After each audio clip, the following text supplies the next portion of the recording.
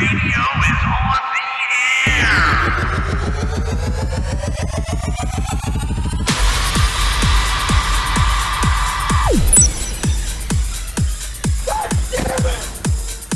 Golden Image.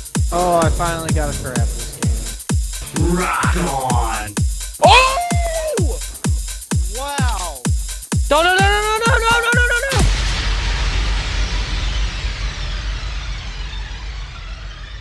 Hello, Golden Image podcast listeners.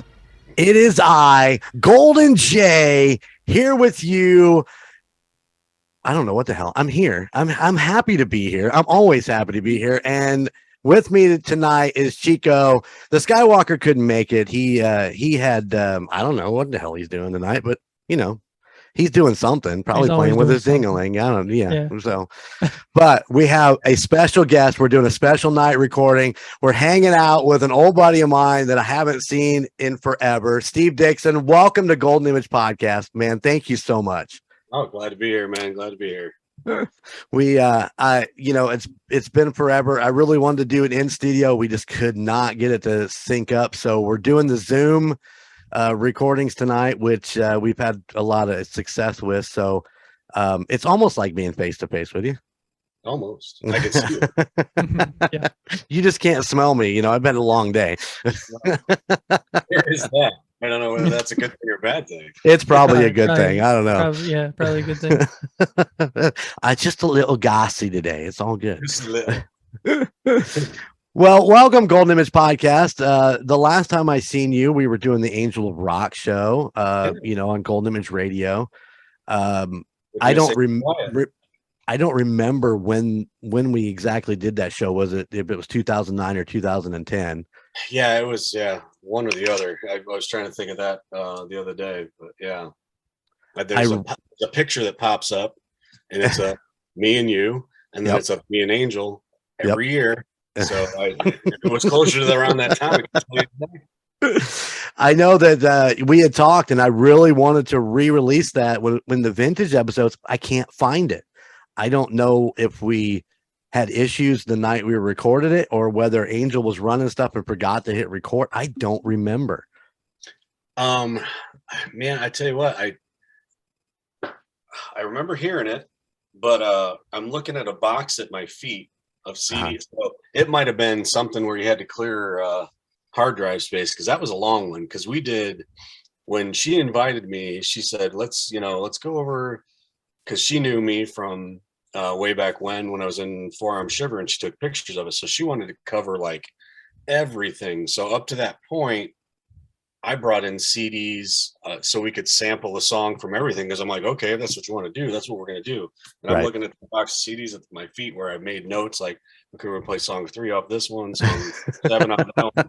So that one could have been a very extensive episode. You might have had to clear some hard drive space, like I said. Well, I wouldn't think. All I know is here's what I do remember. I remember you being here, and I remember being nervous because we really didn't know each other that well. I don't remember us ever actually playing on the same stage on the same night with you. So I remember being real nervous about meeting you. But I remember by the time we were done, I'd had so much fun just sitting around shooting the shit with you. And it was great. Yeah. It was a lot of fun. Yeah, I can imagine we didn't play at least a show or two. I cannot imagine. They're all starting to bleed together as I get older, and I'm sure you have you probably 10 more years of shows that are bleeding out than I have, because I haven't really played much in the last 10 years or so. But it hurts to bleed together for sure. We get to talking about stuff. I'll be talking with my old drummer, and he's like, "Oh, I didn't. We played this." I'm like, "No, we never played that." And he goes, "Yeah, we did." And then he's like, shows me something. And I'm like, "Oh shit, we did play that." I get that a lot too. Like talking to somebody, and I started not to skip ahead, but I started a book, God knows how long ago, and I tried to start from the beginning of when I started playing. And I think it was 2015, I did a Shockproof Reality reunion thing, and we did a show or two, and that stuff's all on Spotify if anybody wants to torture themselves with that. So that was the band I was in. Like I was 18 years old, and that was the first like really serious original band I was with. And I wrote a chapter about, well, I wrote more than a chapter about the book, but I wrote a chapter about meeting the singer.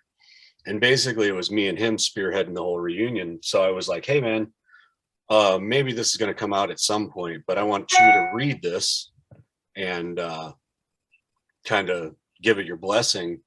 And I can send you over the chapter, but it was kind of funny because he was like, no, that didn't happen like that, but it definitely reads better the way you remember it. Like, I don't give a fuck. You know? So in the spirit of fucked up memories. Yep. That's exactly it. I did mine. I did the same thing. I sat down a few years ago and I was like, oh man, I'm just for fun, I'm going to jot all this shit down.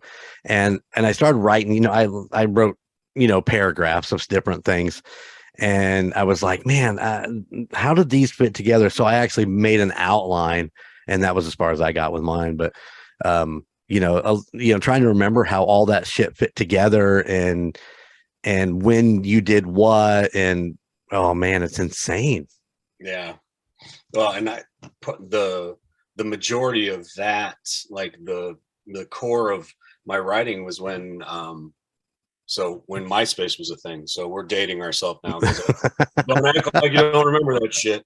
But I used to be like the sole writer of the blogs for the Signal page. So like that was where like the whole idea, because I'm like, shit, man, I got 300 pages of that shit. Right. So all I have to do is go in and fill in the blanks there, you know. So right. And then I got a buddy of mine who's a music writer for a bunch of different publications. It's my de facto editor, Tom Conway, and he was kind of helping me put shit together. And what's funny about all this is that's what inspired me to start the podcast I do, the Shit Musicians Say. Right. Because me and Tom would get together to talk about whatever, and then it would inspire me to write more, because whatever we talked about would lead into. So I was like, okay, well, if I can do that with Tom, I can do that with other musicians. And right. The podcast kind of took on a life of its own, and then I forgot the book. So it's in the ether. It's still out there. It's still there. It's still there. So how is the podcast going? We just got done doing an 8 episode, because I did a episode with my son. While he was home this last week. He's in the Navy, so down in Virginia. So he was home, and he's like, I remember a lot of this stuff, so I wanted to see if you wanted to do a episode of the podcast. But we did a 7-episode series, and I hadn't done one since probably COVID, about Forum Shiver. So there's a guy named Shane Frost who has a company called Momentum Media Marketing in Elkhart, and he was like our default manager back in the day. And we got to talking and decided we were gonna do that. Well, there was 2 other members in Forum Shiver, and the ultimate goal was to get those guys to come out of the woodwork. We know where one is, we don't know where the other is, and that never, or it hasn't happened so far. So that's the, but that's the latest thing we did. Right on. I mean, it's still going. Like I did a lot of local stuff, and then I discovered for national bands, all you have to do is ask, and the worst thing they can say is no. And I got quite a few nationals out of that, which surprised me, you know, because I'm like, I'm just, I'm fucking around here. Right. And it was like, oh, well, I can get a hold of, I did talk to a band called Spotlights, fucking fantastic band, love them to death. Astronoid, great band. Got to talk to the guy from Truck Fighters, who's a big band from, I'm going to say the wrong country here, but Sweden, possibly. Talked to Valley of the Sun, talked to like some bands that I really, really like. And yeah, so it just kind of took on a life of its own once I figured out, hey, all I got to do is ask, and the worst I can say is no, and so It is so weird. For us, when we started this back in 2008 with Golden Image Radio, and I think we stopped in 2011 or whatever. But I remember how hard it was to try to, get everything nailed down, and you'd reach out and and people would come down.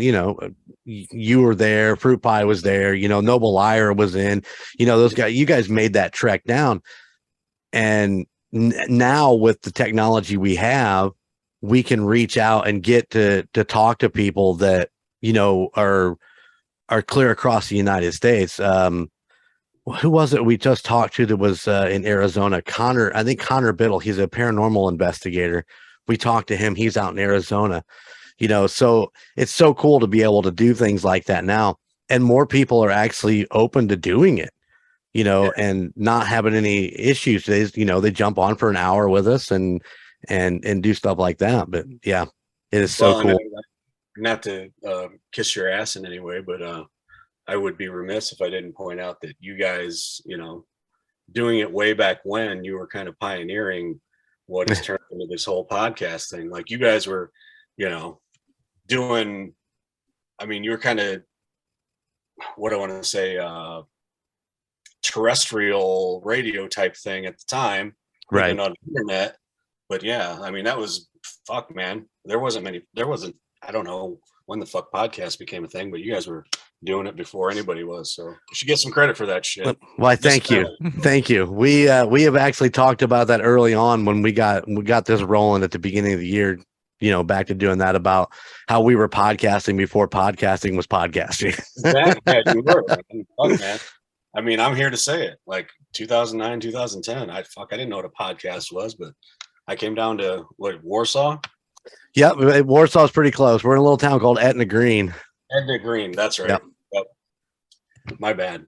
No, it's all good. It's all good. We're a blip on the. Yeah, it's very easy to forget. No, we had,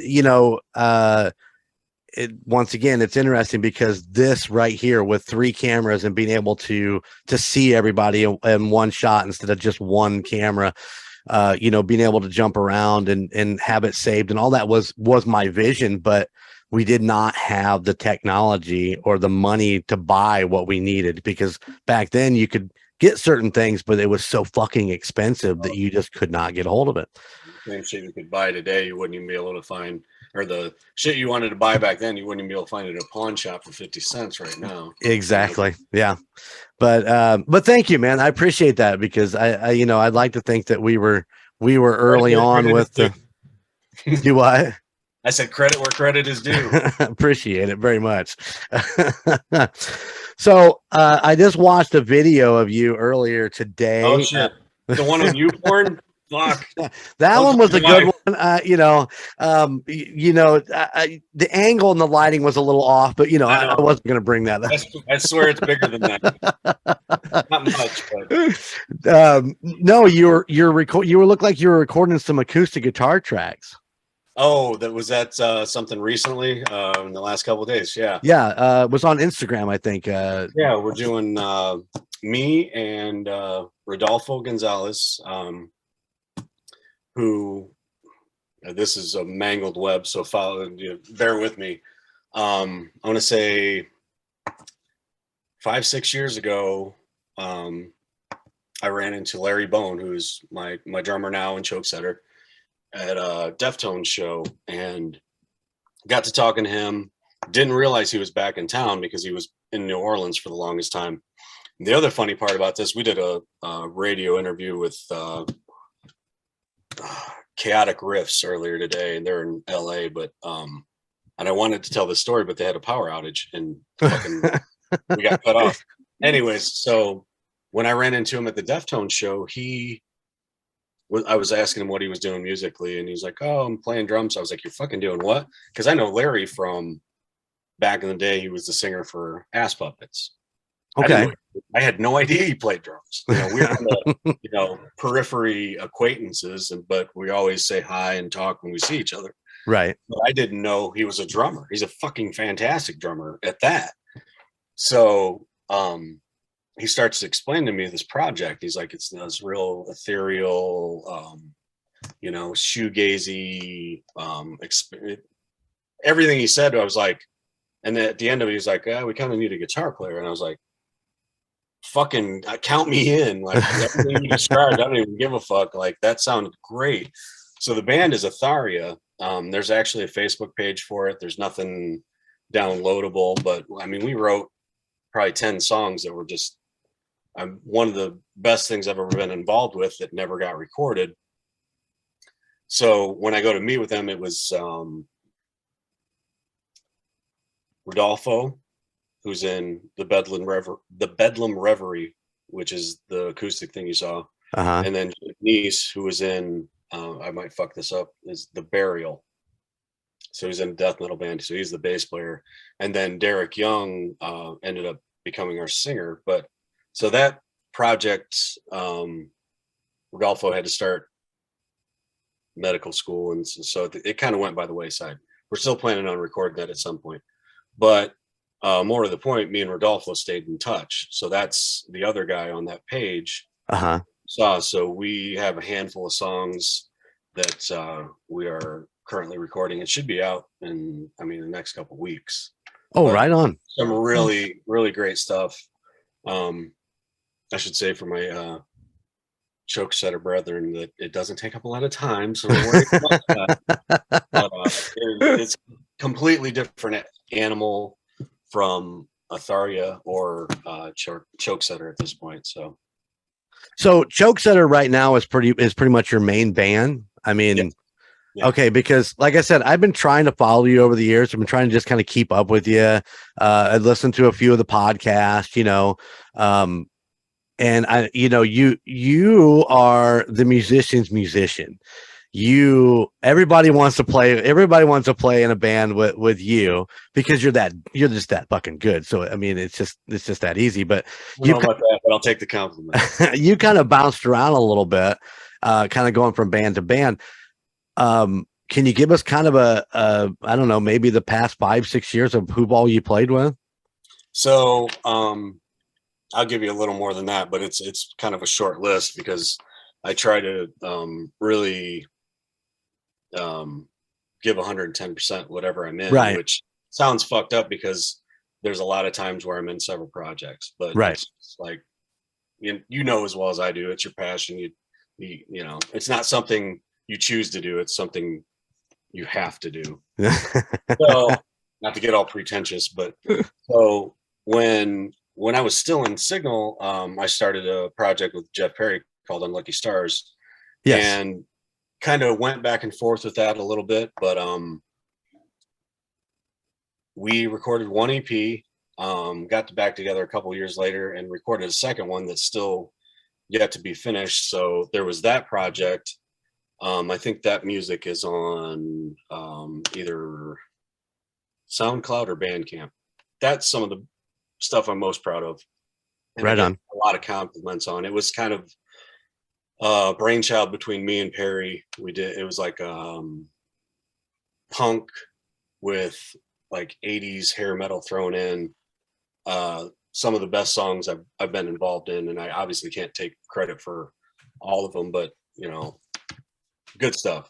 Right. So kind of came and went in that project a little bit, and then Beauty Behind the Wreck was kind of the next thing I did. And to tell you the truth, man, like that was I had high hopes for that band because that was the most up till Choke Setter, the most concentrated bunch of talent that I'd ever had the pleasure to be involved in. So Beauty Behind the Wreck was and if I can tell this story real quick, the way the name came about was Bill Finn got a hold of me to open for an instrumental band called Mouth of the Analyst. Well, the last Signal album was called Beauty Behind the Wreck.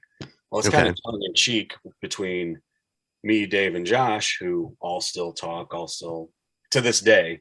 Right. So we were going to be like, okay, well, we had a couple instrumentals in there, and Bill had asked us to open for that band. I'm like, oh yeah, we can do that. It fell through ultimately, but I kept it going, and with Dave. So Beauty Behind the Wreck being a tongue-in-cheek reference to the singer.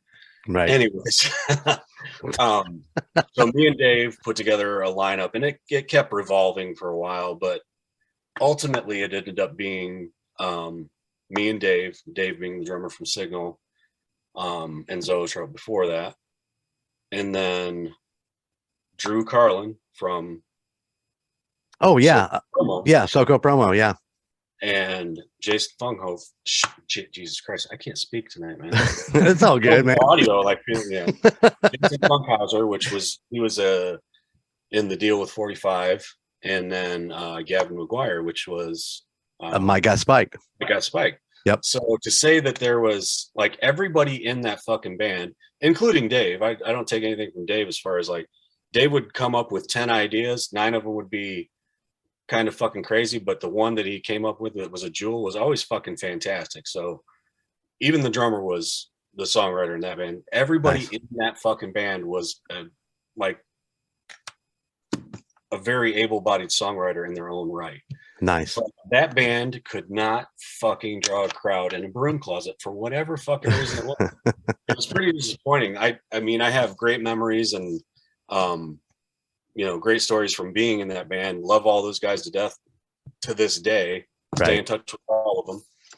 But for whatever reason, it just did not hit. I can't explain it, but had a great time. Still look back on that material. I think we only released a total of 5 songs, but we had wrote more. But that's some decent stuff. And then from I think Beauty, while I was in Beauty, I did Shockproof Reality, Reunion, and like I said, that's kind of some old school stuff, kind of hardcore. Worth looking up if that's hardcore is your thing, punk's your thing. Right on. Did that at that time. It was kind of short-lived.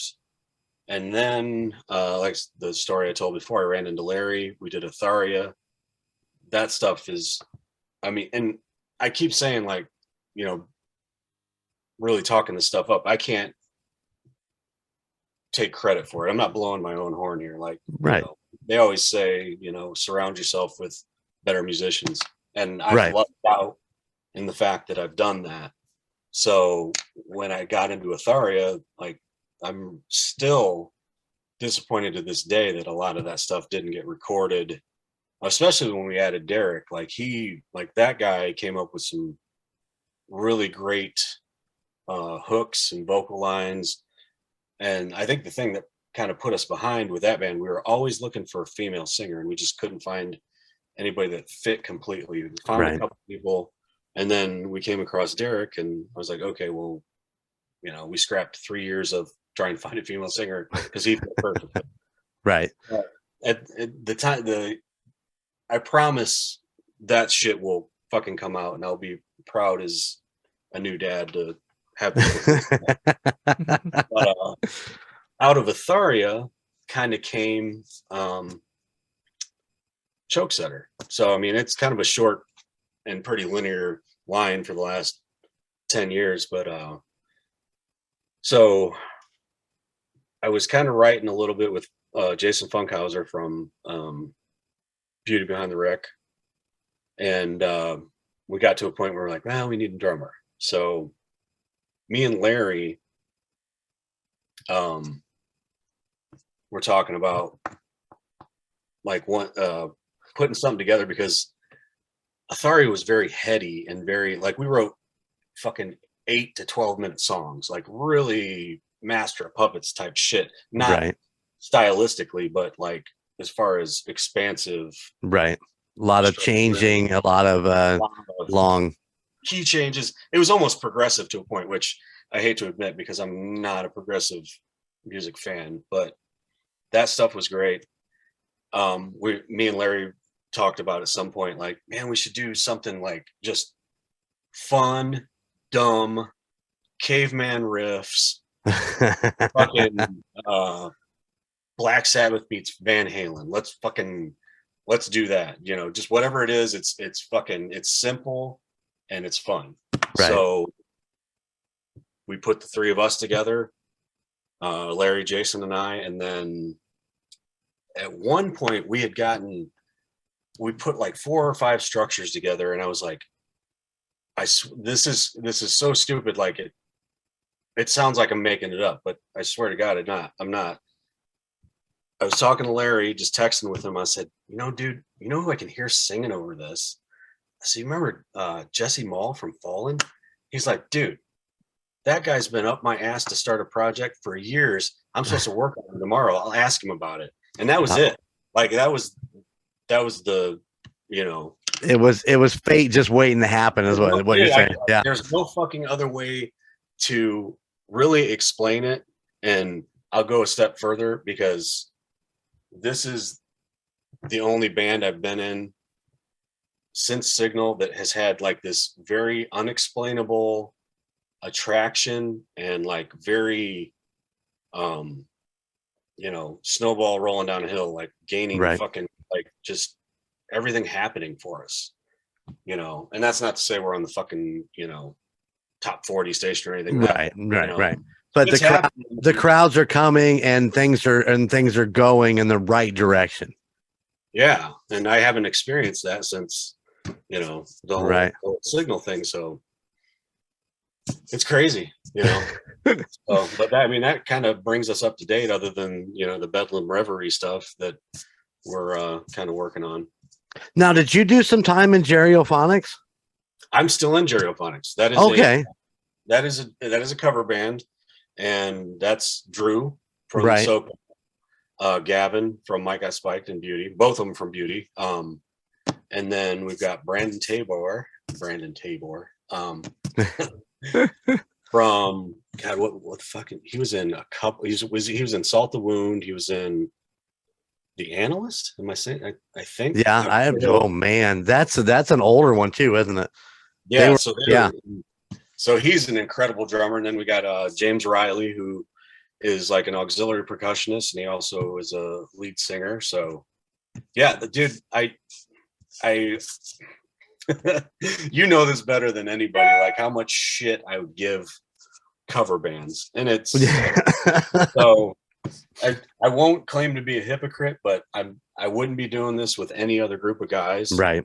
Because I've got to be very good friends with everybody, but me and Drew and Gavin, having the bond of, actually writing original music together, that's, goes without saying, especially. Well, and I know Drew from my Cheers days, and he did a Golden Image radio show, so we got a chance to do that together. But Drew was so good to us back in the day when we were booking Cheers, especially after the Bill had left and there was the whole changeover, and Mike was doing it and Drew was doing it, and all that balancing. And I don't know Gavin that well. I've talked to him a few times here and there, but both dudes are just amazing guys, and so friendly and so personable and easygoing, and helping everybody out with the things that we were trying to do at the time. And so I got great respect for both those guys. Yeah. So as far as like Gerophonics goes, like I said, I give a lot of shit to a lot of cover bands, but I seriously like this group of guys. Like it's not like you wouldn't be able to recreate it as far as I'm concerned, but I could have another cover band be like, "Hey man, we're making twice as much money. You want to come do it?" And I'd be like, "Nope, I'm happy right where I'm at. I'm happy right where I'm at." These guys. And if we have a minute, I don't know how long we've been going here, but I want to tell a story about Drew real quick. All right, go right ahead, and then I want to tell you how jealous I am that all the Notre Dame stuff you guys get to do. Oh, dude, it's ridiculous. Being a Notre Dame fan, to be able to do that shit and then get paid so fucking well to do it is stupid. Oh man, I'm not bragging. Don't take that the wrong way. No. I think I can't keep catching little bits and bits of some of like the pregame, and some of you playing actually on the field. I think for one thing or whatever, and I thought, oh man, I'm so jealous right now. Well, real quick before I tell the Drew story, like, I have a guy, and you probably know this guy too, but there's been, because I used to travel quite a bit for my job. I had somebody who would fill in for me. Uh-huh. Nate Crass from Stone. Oh yeah. So Nate will fill in for me here and there when I can't make it. But there has been 2 times that the actual entire band has played on the field, and Nate got to do both those shows because I was like somewhere in Ohio or Pennsylvania, and it was the middle of the week. So the stuff that you might have seen of me playing on the field was actually me, Gavin, and Brandon. The other guys couldn't make it, but we were in a video with Chloe Agnew, who's of Celtic Women fame. She did a thing for Notre Dame, and it went out to like 80,000 people. Nice. So we were all in that, and I had Brandon take a video of me. We were on the 50-yard line. I'm like, I can't play drums for shit, but I'm gonna fucking have a story to tell my grandchildren. I play drums on the fucking 50-yard lines. I've never fucking went to school here, but that was a cool day. I mean, within itself, like, we did like 7 different locations around campus, and like, our pay was that they went to the bookstore and just bought us a shitload of clothes, so we had a bunch of different costume changes, right? Clothes at the end of the day. So I was like, nice. Oh, man, that was probably, I don't know how much that cost, but it couldn't have been cheap. Like, bookstore. So yeah, it's really good that you're a big Notre Dame fan then too, right? Yeah, I mean, I got enough family that is I could give the shit away, you know. Right. So Drew, when Drew was running Cheers, you had referred to that. There was something, and I can't fucking remember what it was, but and when I say we, like, I mean me and Signal, and when I say that, I mean me because I did most of the shit myself. But right. We had stumbled across an idea, and it's nothing original, but anytime Club Fever would have a show and we weren't on it, we would do an after party at Cheers and just flyer the fuck out of it. Right. Well, at some point somebody stole that idea, and it might have been Sonic Ash. And I'm not talking about obviously I get along with all those guys. Oh, I love those guys. Yeah, you know that. Oh, absolutely. But there was some beef because they were like, oh, you know, and it wasn't me. I think it was like Jamie and Josh caught, and it might have been even Fruit Pie, like flyering and kind of like stealing our idea. Like I said, it wasn't fucking original. Nobody was stealing anything, but right. And there was like it was a fucking shouting match and whatever. And ultimately, Drew and Katie, his wife, got involved in it because they were running Cheers at the time. And so Jan, like, this is like fucking gangster shit, like, mediated a sit down between the guys in Signal and the Carlins. Yeah. So this is fucking ridiculous. So I'm trying to be Mr. fucking hard ass, and like me and Drew are like just fucking staring daggers into each other, and I'm like, this guy would fucking annihilate me. He's a Marine. He's gonna fucking right. But the whole time, like, Katie's just so calm and reserved, and I'm like, you gotta watch out. She's gonna fucking kill you. Like, but flash forward however many years, maybe a year or 2 later, he has LA Guns come in. Oh man, yeah, I remember that. Okay, so we opened for that show, and not trying to tell tales out of school, but whoever the promoter was a bullshitter to the nth degree, because he ended up like taking the money and skating out to the point where LA Guns didn't get paid what they were promised. Yeah, what they were promised. And they were fucking mad. And like at the time it was Steve Riley and then Phil Lewis, who are the original drummer and the original singer, which now Tracy Guns and Phil Lewis are back together, and I went to see him at Pierre's a couple weeks ago, and it was fucking awesome. Nice. But anyways, Drew's like, so Jan came to the rescue. She's like, look, they want this. Tell them I can give them this, because Jan wanted to still make the show happen, as did Drew. So Drew's like kind of confiding in me and telling me at this time. Obviously, we had buried the previous shit. And I was like, do you want me? I got your back, man. Let's fucking go back there and, figure this out. And he has not forgot that to this day, which makes me respect him greatly, because he respects me greatly, because it's just, that's the kind of dude he is, and he recognizes it in other people.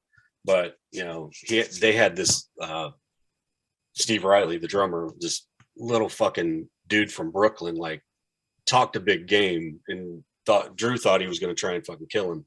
So yeah, me and Drew went back there as a united front, and then the show went on. Nice. So. Went on. I remember I did not make that show. I was not there, but I remember when they brought him in years ago.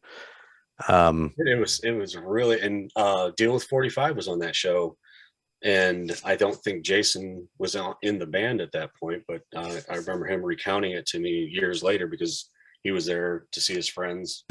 Right on.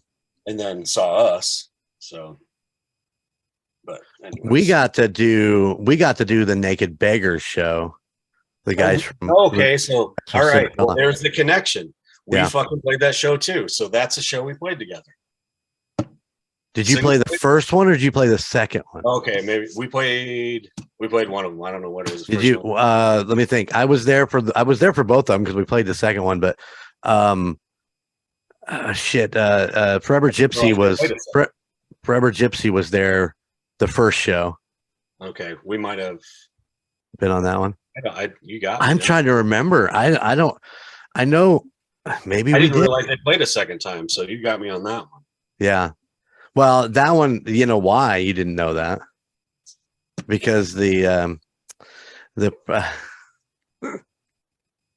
not throwing shit. I am definitely not throwing shit here. I've said go ahead. Jump in, the water's warm. Oh God, I'm going to say it. Bill Finn did not promote the show. And it was at Cheers then? And it was at Cheers, and that's when he was still booking. And, from my aspect, I called him up because I knew they were coming back, and I'm like, I want to be on this show. I want to be on this show. I've always wanted to do that. At that point, I'd never done, that close up and personal.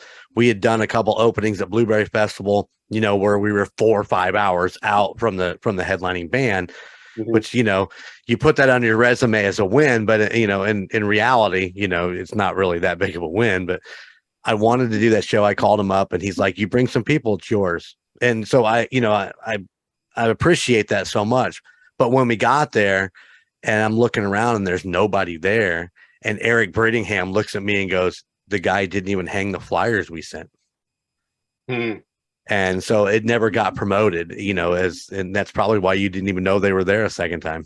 Well, and like I said, I don't know if it was the first time or the second time, but I don't remember there being a lot the first time, to be quite honest with you, because I don't know who the promoter was the first time, but 2 guys from Cinderella, not the singer. It's not that big of a draw. Right. As much as I love Cinderella, and that LA Guns show I was talking to you about like a month ago at Pierre's, Tom Kiefer was the headliner. It was, I'm going to show my stripes here. Yeah. LA Guns, and then Tom Kiefer. Was fucking amazing show. Right. But yeah. All I know is that, I'd seen them the first time they were in there. You got to meet them, introduced myself to them, and whatever that was, and then we left. But when we come up to play with them, it was just really cool, because Brittingham was like just this really laid back, easygoing guy. Him and Bobby sat and talked bass shit for, probably 45 minutes. They stood over there at his bass rig and talked about it and shit. You just didn't do that. And he stayed for our set. He watched us play. Yeah. And I asked him after the show, after everything was over, I asked him, I said, well, what'd you think? And, he looked at me and he, you could tell he's like, listen, you sound like every other bar band that I've seen. And I didn't take it personally. I took it as, well, I mean, he's not wrong. He's like, you fucking asshole. I never took it personally. I took it as, at least he's just being honest. He's not sitting there going to pat me on the back and say, oh, you guys are fucking great, or even go the other direction. It's like, yeah, like you suck. But I mean, he was just like, you guys sounded like every other bar band I've seen. And I was like, you can't argue with that because I think we do too. A similar thing happened.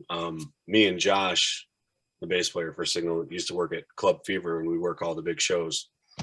Which is kind of how we got to be able to play a lot of them. But right, you runners for the day. I mean, you'd work a 12-hour day and get $100, so it wasn't fucking worth it, except for like the connections you could make. Right. So Tesla came and played at one point, and Frankie Hannon is like, the major songwriter for that band. So we kind of slipped him a disc at the time, and he really, for what it's worth, was very fucking honest with us, and was like, hey, this is what you guys got to work on. I don't remember exactly what he said, but it was kind of like, oh, because we thought we were doing good. Right. And then this is a guy who's been through it and had fucking top 10 hits. And he's like, yeah, work on it some more, guys. I was like, fuck. Yeah. I mean, I think at that point for me, I did, like I said, I didn't take it personal because, I'd rather him be totally honest. That way I can go back and work on those things and work towards. Now we were fortunate enough to do a mistakenly opening for Pop Evil when they were at Cheers. And when I remember, I don't remember. Surface was there with us. Okay. And it was us, and I don't even remember who was in the middle of that. But I remember when Pop Evil took the stage and the sound, I mean, we're all playing on the exact same PA system or every weekend that we're in there. And it was an amazing system. I'm not, saying that, but there was a different feel and a different vibe when those guys took the stage with their gear that just blew me away. I was just totally amazed by it. It's like they had just spent years just tweaking what they had. And I sat and talked to the bass player, Matt, for about an hour after their show, sitting up at the bar. And, I told him, I said, man, because that was before they hit. That was before 155 made it. They were signed at that point, though? Do what? Were they signed by that point, or they had talked to Jared from Surface, and they had told him that to kind of look out because everything was on a roll and they were about to hit. And I think it was about a week and a half later when I started hearing him on Sirius XM. Yeah, there's a lot of people that get involved at that point, and Signal was like right there. Yeah. Where you got people going, okay, telling you how to dial in your amps so that the band sounds more full, and showing you all these tricks and shit. And yeah, there's something to be said for it, man. And at that point, like, you're lucky to have thick skin because they're gonna fucking tell you. Yep. Like, you need to up the fucking game this way, that way, and you need to dress a certain way. You fucking need to sound a certain way, and if you aren't ready to hear that, that's not for you. Yeah, exactly. Oh, so I did see a post on your Facebook the other day, and I want to talk a little bit about your personal life. You posted a picture with your wife. And I love the caption because you kind of said something about, she puts up with all your shit and all the things you do, and she's so patient with you. I just thought that it was that's how it is at my house. Bobby's always been a big supporter, and I just kind of want to play in the fucking band with you, man. Like, what? So you gotta compare that shit. Come on now. Yeah, but I had a lot of years for that too. Oh, but I thought that was great, man. I thought that was a great post, and I just wanted to bring that up. I thought that's super cool because She knows your love and your dreams and your passion, and she's a full supporter. I think that's cool as shit. So more to that point, and nothing. There'll be a press release at some point, not to fucking overstep, but there's some stuff that had happened in the week before that for Choke Setter. Nothing that I can comment on quite yet, but we'll suffice it to say that tour, T-O-U-R, the word tour is a 4-letter word in my fucking house. Oh, no. There was a conversation that was had the day before that was not fucking pleasant. And the day after, she said, I support everything you do, and just remember I'm here for you. And, it takes a very specific type of woman, man. I mean, you know what I mean, but I've had, and I don't mean this in the wrong way, but I've had girlfriends or relationships in the past where this shit wouldn't fly. Like, yeah. It's that, like, you're going to fucking leave for 2 weeks? I don't fucking think so. Right. Or a month or whatever it fucking ends up being. But yeah. So it takes a certain kind of person to be with where they don't necessarily like it, but they know it's a necessary evil. Right. You don't want to, we've had the conversation in the past where it's like, you don't want to know me if this shit isn't in my life, Right. Yeah. Oh, yeah.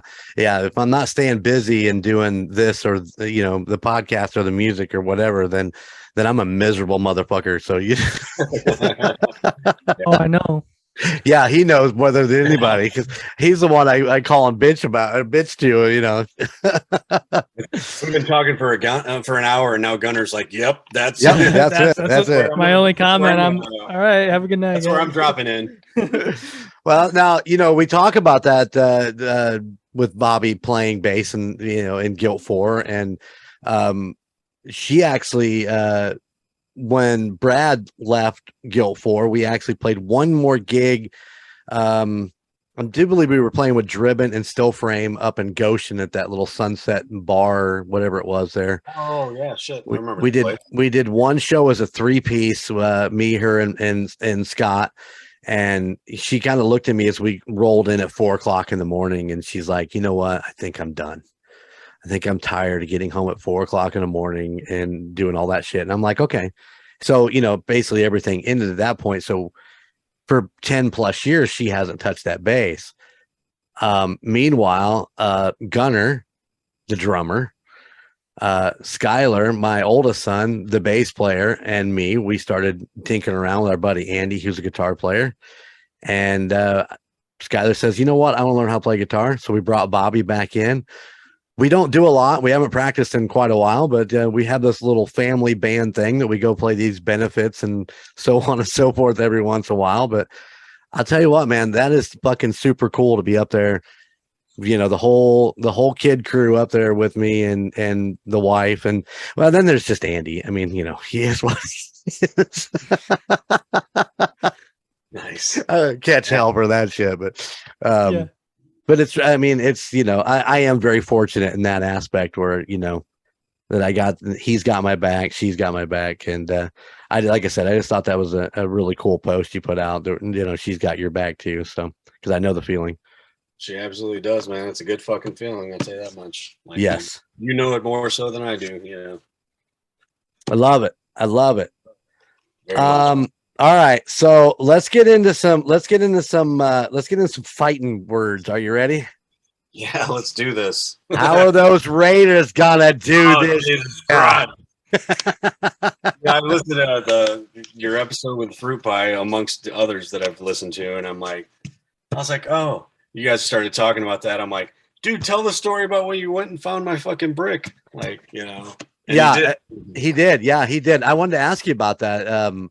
I'm assuming you were part of some group that was an offer that came up that you could get a hold of, or no? That was like I'm obviously on their email list, so something came through where when they were building the Death Star in Las Vegas, there, you could buy a brick, and like I think the first level was a couple $100, and then there was one that was 1,500, and then you had to pay so much to get a replica. Well, around the time that came out, we had sold our house and moved, and I had like a couple bucks to play with. So as like it was more a Christmas present for me, but right. for my son and my wife, I had one that said, I got the bigger one, and we got a replica. At the time, the reason that I sprung on it was because they sent you the replica brick for free, and that was like, oh, nice. $500. I was like, fuck, man, that's a deal. But it says, the Dicksons established 2006 when me and my wife got married, and I'm gonna get my own ass kicked. Let me edit that out. Yeah, edit that out. But there was a blurb, but the Dicksons, Di, Dylan, and Steve. So it was kind of cool.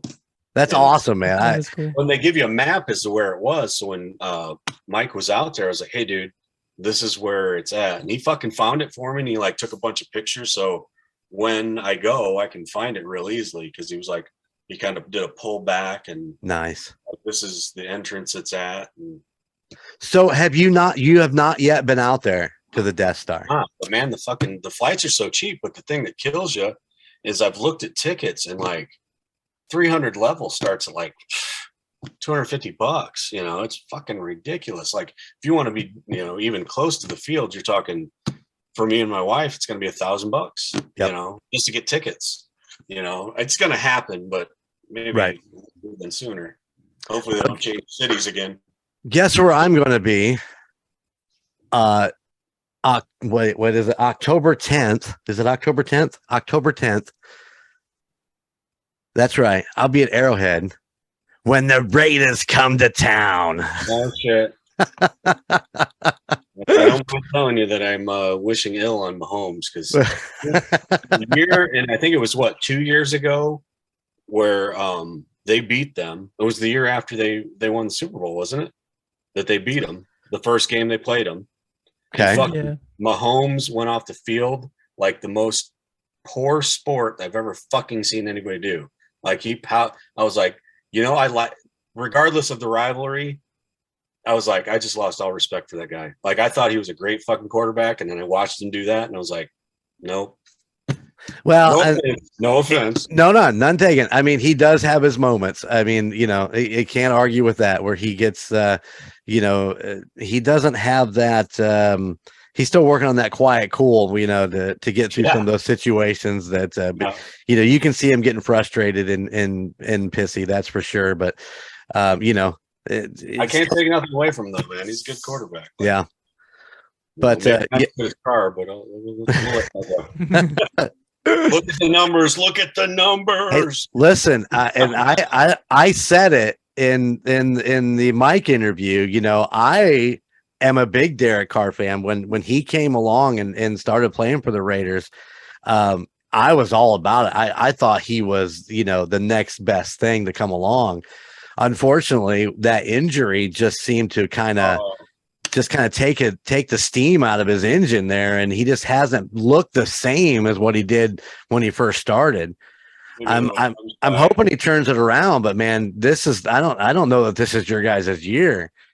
No, I mean, especially going 0-2. I mean, how do you fuck up an 0-20 lead at the fucking half?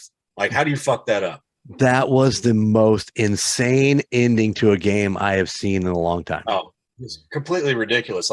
But having been a Raiders fan the majority of my fucking life, I expected them to do nothing less.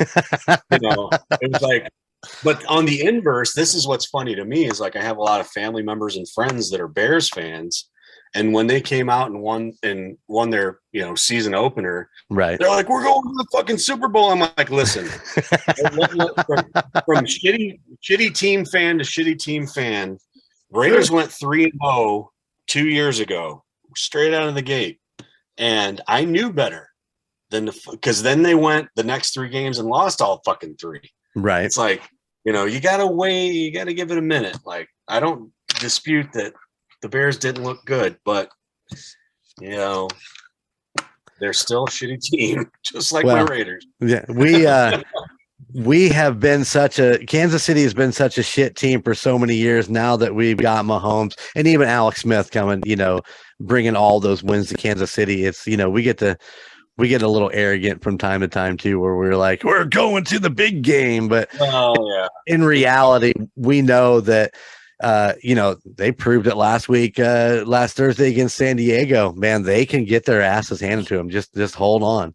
And the fucking Raiders, they turn it on every time that they play Kansas City. It is, I don't care if they're the worst team or the best team in the AFC West at that time. When they play Kansas City, it is always a tough game, because it's like they're there to prove that they can beat them. Well, it's like the Chargers. When the Chargers play the Raiders, the Chargers can be the worst fucking team in the AFC West, and the fucking Raiders show up and are playing good up to that point. The Chargers will take their fucking lunch money every fucking time, man. It's fucking pathetic. Now the Chargers are good, so they're going to fuck them up anyways, but the Chargers are good. I wasn't quite sure of it going into the season, but after last week's game, I was like, they're pretty fucking good. Fucking quarterback that's 6.5 foot tall and can throw a fucking 3/4 of the way down the field, and he can see everything. Yeah, at that height. Like, and does it with broken ribs. Oh yeah. I'm not going to take anything away from him other than he's fucking up my division. You almost won him on your team, don't you? Almost, yeah. I definitely take Mahomes. Shit. Well, we got him locked in for at least 10 years, so you have to wait. Well, and the parallel I like to make with Carr is like, everybody fucking shit on Gannon when he came in, but man, look what that fucking guy did. Dude. I think I said it. I never really rooted for the Raiders. I've always watched them, because they're in our division. But when Rich Gannon went and he took him to Super Bowl, man, nobody rooted harder for him to win that game than me. Yeah, because I love Rich Gannon. Oh, with Gruden on the other sideline, you're like, yeah, he knows.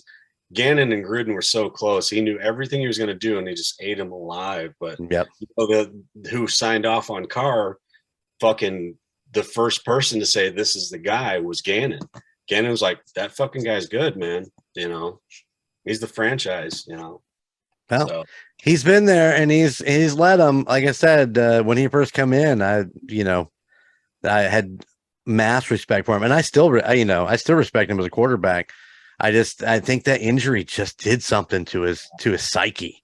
But even after the injury, like if he's gun shy, like the numbers are still there, man. Right. Like that guy, it's like Tim Brown back in the day. Like the Raiders weren't great then, but man, that guy fucking rushed for 1,000 yards every fucking season. It was fucking ridiculous, But, the Raiders. Oh yeah, my co-host on other co-host on the Internet Chiefs band is definitely not a Raiders fan. We got to calm him down from time to time. Love him or you hate him. Gunnar, do you have anything you'd like to ask Steve while you got him right here? To be honest with you, I'm just enjoying you guys talking old stories. That's always one of those things. I would sit in on this interview any night of the week. What's the drum head behind you there? So that's a band that my brother and I were in. Oh gosh, when we were in high school. Weeks later was the name of the band. Okay, I couldn't read it from my camera here. Yeah, so me, my brother, my buddy, and our neighbor girl was our singer at the time, I think. Huh. So. Very cool. Yeah, she was good. She came in and actually not so much, but she was good. The rest of it sucked. Yeah. She actually recorded. She came into the studio and recorded a demo to I can't remember which record company, but she was in her apartment. Her and her husband was a military guy. And she was in her apartment. She did it a lot. She sang karaoke to this shit on the computer. and they were kind of having a party doing that. And this girl come up to her and she goes, "You need to record a demo and give it to my dad." And he was an A&R guy at some record company. So she come into the studio, she recorded a demo, she took it to him. He was interested, but she got pregnant at the time, and she's like, "No, I'm gonna do family." No, you can do both. Come on. And I was like, and that is a person who never really wanted something like that to happen, because you'd have figured it out. That's unfortunate. Unfortunate for both of us, because she was supposed to take me along with her. Yeah. I was like, I'll be like your producer and shit. I'll go with you. You know, come on, help me out here. Get me out of Ed Green, for Christ's sake. Come on. Yeah, I asked her about it years later, because when it finished, we finished it, and I gave it to her, and I just never heard anything more about it. And she was like, "Yeah, I just walked away from it." I'm like, damn, that's something that always kills me. And I'm sure you've had this kind of experience, but you know, coming up and playing, I mean, I was in bands since I was probably 13 years old. And it's, you know, obviously there's going to be people that fall away, but you know, as you come up, like being, you know, that space between, like, let's say 18 and 25, like the people that you created with, that you would never think, and maybe it's me, maybe it's you, but you know, you never gave up on it. And like these people that were like, you thought of as immensely talented, and then they just kind of like, okay, now it's time for grown-up things. Like, fuck that. Yeah. I didn't get into grown-up things till after 40. I don't know. I don't know, man. It's been a while. You know, for me, once the band was over, we did a lot of recording, just in the studio, not going out and playing. We wrote a lot of great songs, and then that kind of fell off, and I got into doing sync licensing stuff and really studying that. And of course, now podcasting has pretty much taken over my world. I haven't done anything musically in like 9 months, so I need to get back to it. I'm hoping for winter to get here so everything kind of settled down and I can just focus on that too. Hibernate. Yes, I'm ready. Hibernate in the studio. In this little glorious Kansas City Chief room that I got going on here. Well, Steve, thank you so much for joining us, man. This has been amazing. I have loved this, and I thank you so much. I appreciate it, man. I fucking had a great time.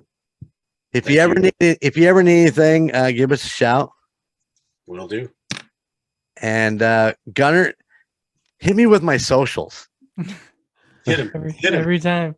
Everybody, thank you for listening to the Golden Image podcast. You can find us wherever you get your podcasts, whether that be Spotify, Apple Podcasts, Amazon Music, anywhere you get your podcasts. If you have any recommendations for people we should interview, people we should talk to, things we should do in the great state of Indiana, send those emails over to goldenmojoent@gmail.com. And you can also find us on Facebook. You can send us messages on there, facebook.com/Golden Image Podcast. Man, he's got it down. Yeah. This is why I lean on him to do that, because I sit here and stutter for a fucking hour. That was the most professional part of this entire thing. I do those 3 times a week. All right. Well, we are going to get out of here. Steve, thank you so much. And I look forward to seeing you again, plan. Don't be a stranger. Let's do this again. All right, brother. All right. Yeah. Good, man. All right. Later.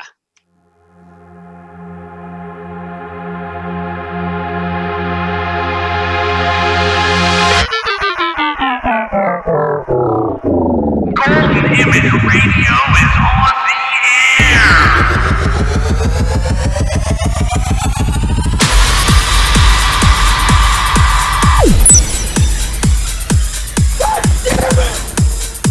Golden Image. Oh, I finally got a grab this game. Rock on.